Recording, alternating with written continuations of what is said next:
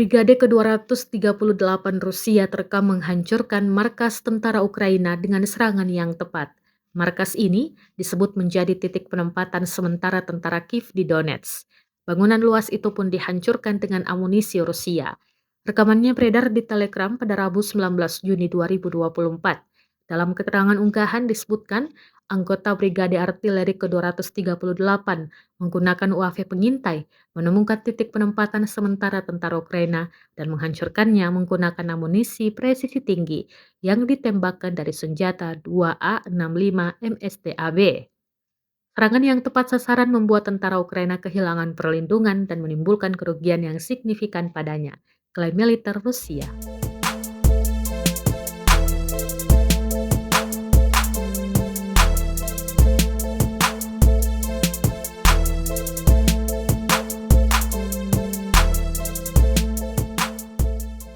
Download Tribun X sekarang, menghadirkan lokal menjadi Indonesia.